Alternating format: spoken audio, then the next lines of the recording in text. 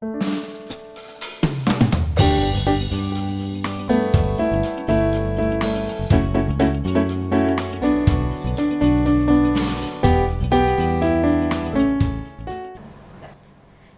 adik-adik semua, bagaimana kabarnya hari ini? Selamat berjumpa lagi di dalam ibadah online sekolah minggu. Hari ini adik-adik sudah mandi? Sudah makan? Sudah sarapan? Kita mau siap-siap beribadah.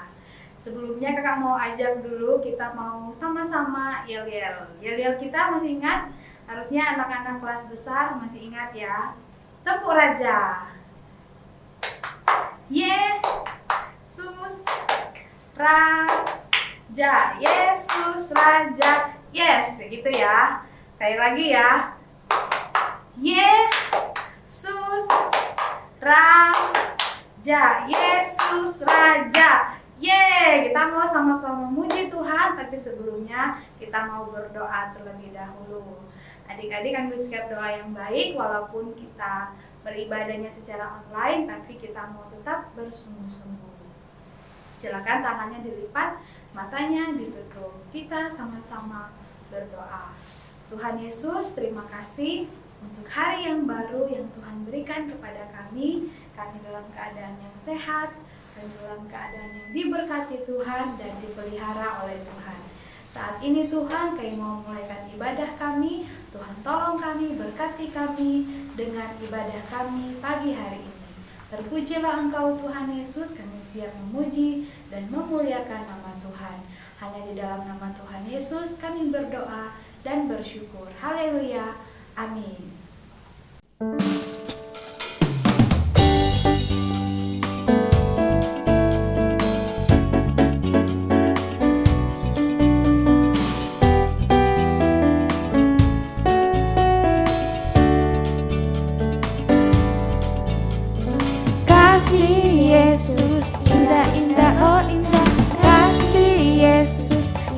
Indah, oh indah.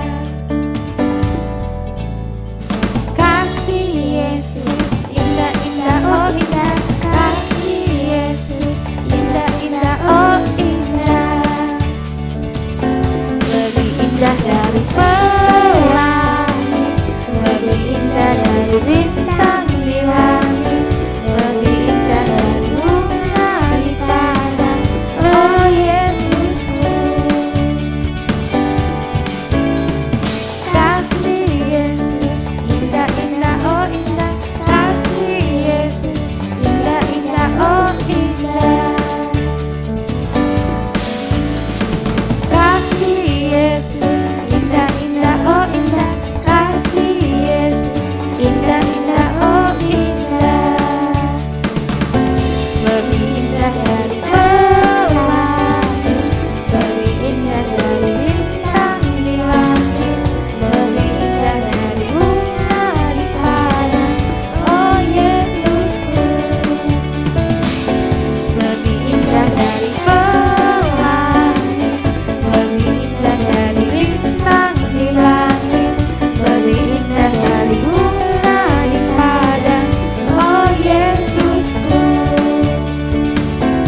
Lebih indah dari pelangi, lebih indah dari bintang di langit, lebih indah dari bunga di padang. Oh Yesusku, lebih indah dari bunga di padang. Oh Yesusku, lebih indah dari bunga di padang. Oh Yesusku.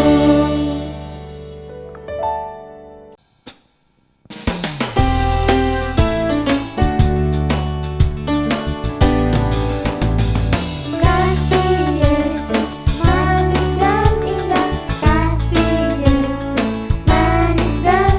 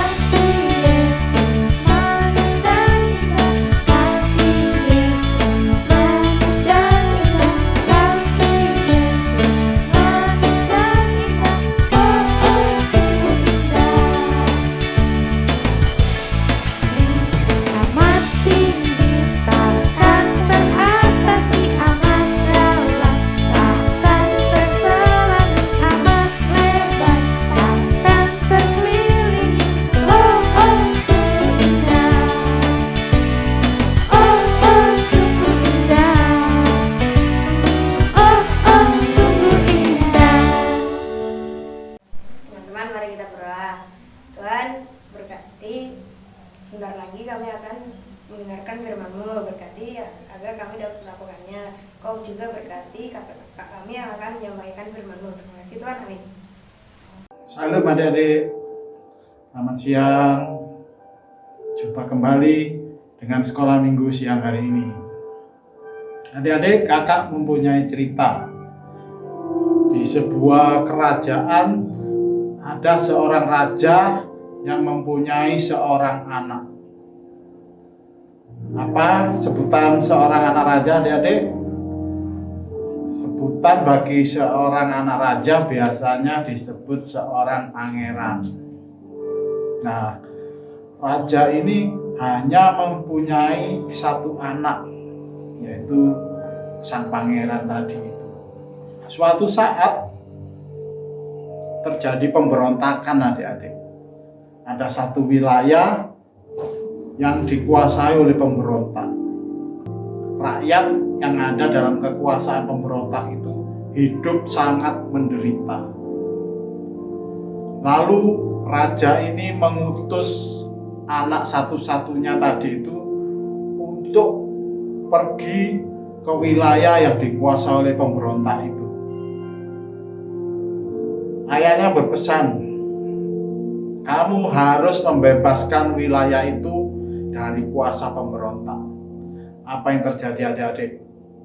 Sang pangeran itu menurut, mentaati perintah ayahnya, perintah raja. Dia pergi ke wilayah yang dikuasai oleh pemberontak itu. Dan akhirnya apa yang terjadi? Sang pangeran itu mati, adik-adik ya. Namun sekalipun sang pangeran itu mati, wilayah yang dikuasai oleh pemberontak itu bisa dibebaskan, adik-adik. Rakyat bisa hidup dalam keadaan yang baik lagi. Ada juga di dalam Alkitab tentang penggarap-penggarap kebun anggur. Seorang tuan mempunyai kebun anggur. Dia menyerahkan kepada penggarap-penggarap. Waktu musim panen, dia mengirim hamba-hambanya untuk mengambil hasil panen anggur itu. Tetapi apa yang dilakukan oleh penggarap-penggarap kebun anggur? Hamba-hamba tuan tadi itu dianiaya dan dibunuh oleh penggarap-penggarap kebun anggur. Akhirnya raja mengirim hamba-hamba yang lain, jumlahnya lebih banyak. Tetapi perlakuan penggarap-penggarap kebun anggur itu tetap sama, dianiaya dan dibunuh. Lalu tuan itu berpikir, sekarang tinggal anaknya. Dia akan mengirim anak satu-satunya. Pikirnya anaknya itu akan disegani dan tidak dibunuh. Namun apa adik-adik yang terjadi? Setelah anak tuan ini disuruh untuk pergi ke penggarap-penggarap kebun anggur itu, dia juga dibunuh. Gambaran tentang cerita-cerita ini menggambarkan tentang ketaatan Tuhan Yesus. Sesuai judul firman Tuhan pada siang hari ini adalah meneladani ketaatan Tuhan Yesus. Kita baca ayat-ayatnya di dalam Filipi 2 ayat 5 sampai 11. Kakak akan bacakan ya, kalian bisa simak di Alkitab kalian masing-masing. Filipi 2 ayat 5 sampai ke 11. Hendaklah kamu dalam hidupmu bersama menaruh pikiran dan perasaan yang terdapat juga dalam Kristus Yesus, yang walaupun dalam rupa Allah tidak menganggap kesetaraan dengan Allah itu sebagai milik yang harus dipertahankan, melainkan telah mengosongkan dirinya sendiri dan mengambil rupa seorang hamba dan menjadi sama dengan manusia. Dan dalam keadaan sebagai manusia, ia telah merendahkan dirinya dan taat sampai mati, bahkan sampai mati di kayu salib. Itulah sebabnya Allah sangat meninggikan dia dan mengaruniakan kepadanya nama di atas segala nama, supaya dalam nama Yesus bertekuk lutut segala yang ada di langit dan yang ada di atas bumi dan yang ada di bawah bumi. Dan segala lidah mengaku Yesus Kristus adalah Tuhan, bagi kemuliaan Allah Bapa. Amin. Adik-adik yang dikasihi oleh Tuhan, dalam Filipi 2 ayat 5 sampai 11 tadi menceritakan tentang Tuhan Yesus yang taat, bahkan taat sampai mati di kayu salib. Tuhan Yesus yang walaupun dalam rupa Allah tidak menganggap keserupaan dengan Allah itu sebagai milik yang harus dipertahankan, tetapi Dia telah mengosongkan dirinya, mengambil rupa seorang hamba, menjadi manusia. Itulah yang dilakukan oleh Tuhan Yesus. Jadi Tuhan Yesus datang dari sorga ke bumi, ke dunia ini untuk menyelamatkan orang-orang yang berdosa. Dia memberikan nyawanya sebagai ganti keselamatan bagi orang-orang yang berdosa.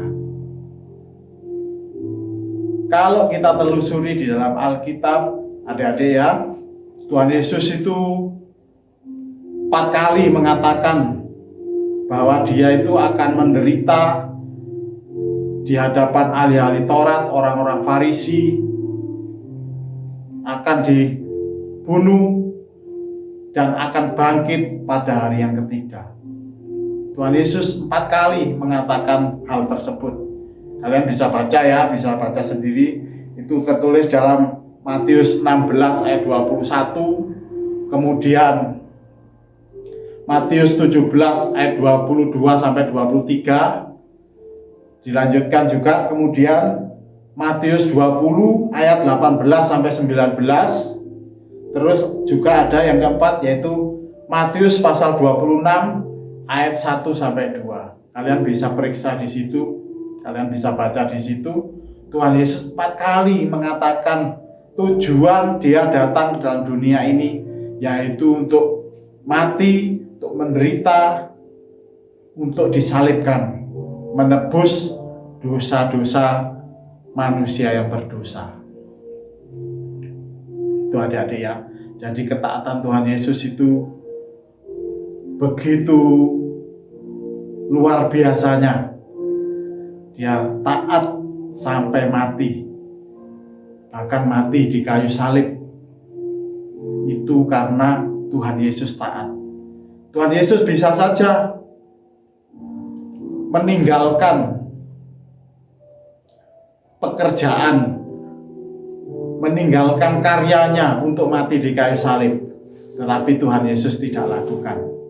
Kita lihat ya, kita lihat 1 atau 2 ayat yang mana Tuhan Yesus menegur muridnya, yaitu menegur Petrus. Yang Petrus ini menghendaki kalau bisa Tuhan Yesus itu jangan sampai mati di kayu salib. Ya, itu Petrus. Tapi Tuhan Yesus menegur Petrus, kamu ini iblis, kamu hanya memikirkan apa yang dipikirkan manusia, tidak memikirkan apa yang dikehendaki oleh Allah. Nah, itu ada ayatnya, ada tertulis di dalam Matius 16 ayat 21 sampai 23. Sejak waktu itu, Yesus mulai menyatakan kepada murid-muridnya bahwa Ia harus pergi ke Yerusalem dan menanggung banyak penderitaan dari pihak tua-tua, imam-imam kepala, dan ahli-ahli Taurat, lalu dibunuh dan dibangkitkan pada hari ketiga. Ayat yang ke-22. Tetapi Petrus menarik Yesus ke samping dan menegur Dia, katanya, Tuhan, kiranya Allah menjauhkan hal itu.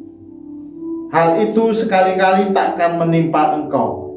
Ayat 23. Maka Yesus berpaling dan berkata kepada Petrus, enyalah iblis, engkau suatu batu sandungan bagiku, sebab engkau bukan memikirkan apa yang dipikirkan Allah, melainkan apa yang dipikirkan manusia. Jelas adik-adik ya. Jadi Tuhan Yesus mati di atas kayu salib itu sudah menjadi rencana Allah, sudah menjadi karya penyelamatan Allah. Petrus ditegur dengan keras oleh Tuhan Yesus, karena Petrus kalau bisa Tuhan Yesus itu tidak mati di kayu salib, Kalau bisa Tuhan Yesus itu terus hidup. Tapi di ayat-ayat yang kita baca tadi, Petrus ditegur dengan keras oleh Tuhan Yesus. Enyalah engkau iblis, engkau suatu batu sandungan bagiku, sebab engkau bukan memikirkan apa yang dipikirkan Allah, melainkan apa yang dipikirkan manusia. Jadi ceritanya jelas dari ayat-ayat ini, Tuhan Yesus memang datang ke dalam dunia membawa misi penyelamatan untuk mati di atas kayu salib, menebus dosa-dosa manusia yang berdosa. Kita bersyukur kita sebagai orang-orang yang percaya kepada karya penyelamatan Tuhan Yesus, kita pasti diselamatkan, kita pasti ditebus, kita pasti diselamatkan. Haleluya, puji Tuhan. Apa yang diteladani dari ketaatan Tuhan Yesus? Yang perlu kita teladani dari ketaatan Tuhan Yesus adalah Dia mau merendahkan diri, Dia mau mengosongkan diri. Adik-adik yang dikasih oleh Tuhan, kita akan bisa taat kalau kita itu mau merendahkan diri. Seseorang yang sombong, seseorang yang tinggi hati, seseorang yang keras kepala, sulit untuk menaati suatu peraturan. Jadi kita perlu untuk meneladani ketaatan Tuhan Yesus dengan cara apa? Pertama itu merendahkan diri, merendahkan hati, mau diajar, mau diberitahu, mau dibawa kepada ketaatan. Itu yang penting. Kalau kita taat, banyak orang akan merasakan hasil dari ketaatan kita. Banyak orang akan diberkati oleh ketaatan kita.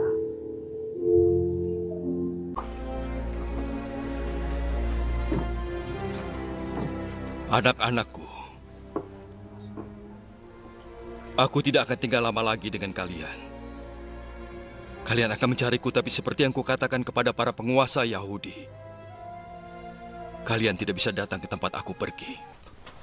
Engkau mau kemana, Tuhan? Sekarang kau tidak bisa ikut kemana aku pergi, tapi nanti kau akan mengikutiku. Mengapa sekarang aku tidak bisa ikut? Aku siap mati untuk engkau. Sungguhkah kau siap mati untukku? Aku berkata yang sesungguhnya.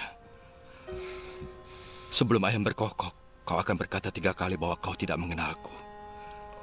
Tidak usah khawatir dan gelisah.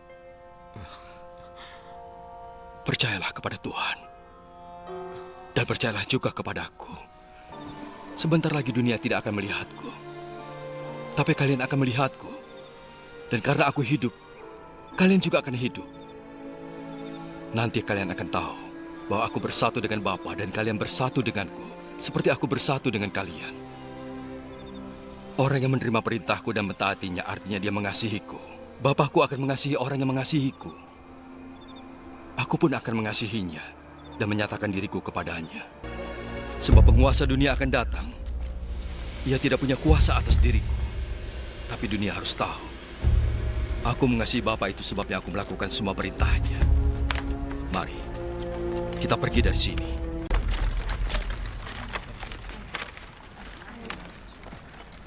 Banyak orang membacanya, sebab tempat di mana Yesus disalibkan tidak jauh dari kota. Tulisan itu dalam bahasa Ibrani, Latin, dan Yunani.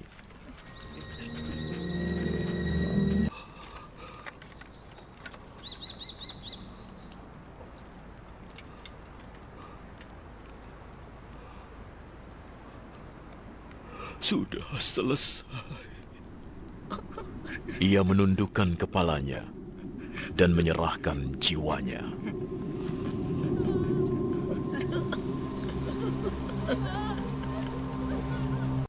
Kedua orang itu mengambil jenazah Yesus dan membungkusnya dengan kain kafan dan ramuan wangi, menurut adat orang Yahudi saat menyiapkan jenazah untuk dikubur. Di tempat Yesus disalibkan, ada sebuah taman, dan di dalamnya ada makam yang masih baru yang belum pernah dipakai untuk mengubur. Pada hari Minggu pagi, sewaktu masih gelap, Maria Magdalena pergi ke makam dan melihat batu penutupnya sudah digeser dari makam. Ia berlari mencari Simon Petrus dan murid lainnya yang dikasihi Yesus.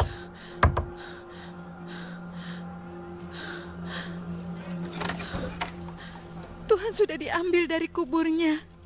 Aku tidak tahu di mana dia diletakkan. Lalu Petrus dan murid lain itu pergi ke makam. Kedua orang itu berlari, tapi murid lain itu berlari lebih cepat dari Petrus dan tiba lebih dulu di makam. Dia menengok ke dalam dan melihat kain kafan ada di situ, tetapi dia tidak masuk. Simon Petrus menyusul di belakangnya dan langsung masuk ke dalam makam.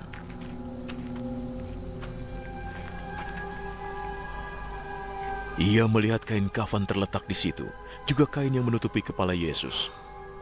Kain itu tidak di dekat kain kafan, tetapi tergulung, terpisah. Lalu murid Yesus yang lain yang tiba lebih dulu ikut masuk. Ia melihat dan percaya. Mereka masih tidak mengerti yang tertulis dalam Alkitab bahwa ia harus bangkit dari mati. Lalu kedua murid itu pulang. Maria Magdalena menangis di luar makam.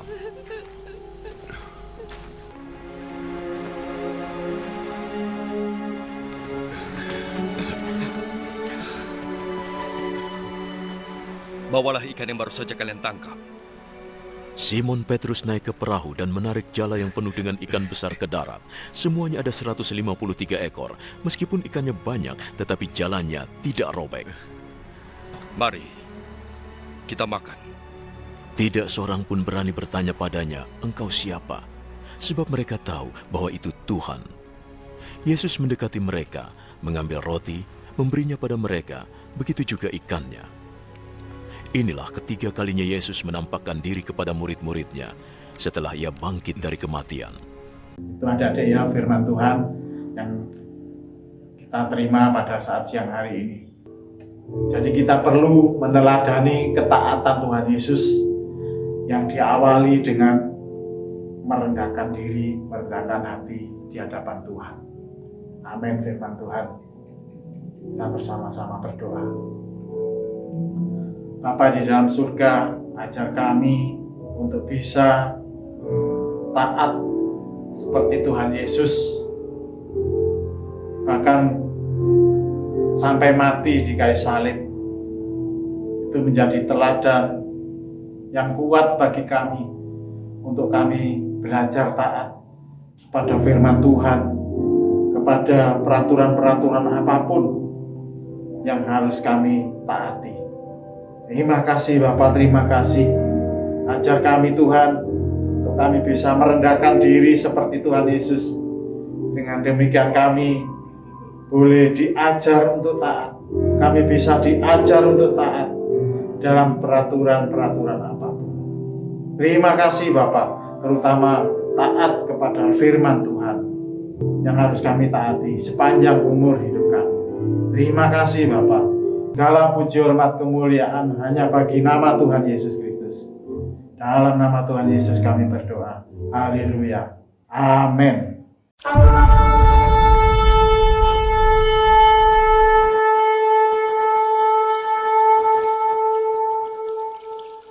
Tahukah kamu, usaha Petrus yang menghalangi jalan yang harus ditempuh oleh Yesus telah menjadi suatu batu sandungan bagi Yesus.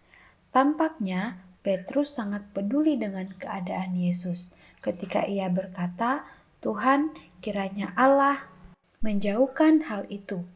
hal itu sekali-kali takkan menimpa engkau. Tapi sebenarnya sikap Petrus itu telah membuktikan bahwa ia sedang tidak memikirkan apa yang menjadi kehendak Allah. Ia hanya berfokus pada penderitaan dan kematian Yesus saja, tidak memikirkan apa yang akan terjadi setelahnya, yaitu kebangkitan Yesus dan dampak dari kematian Yesus, yaitu penebusan bagi seluruh umat manusia. Petrus mendapatkan teguran yang keras dan serius dari Yesus. Teguran ini menandakan teguran yang sangat serius karena memang iblislah yang paling senang bila rencana keselamatan melalui Yesus menjadi gagal. Jadi, Yesus memang harus menderita dan mati agar rencana penyelamatan bagi umat manusia berhasil. Tuhan Yesus, terima kasih telah memimpin ibadah kami. Dalam nama Tuhan Yesus, haleluya, amin. Sampai jumpa minggu depan.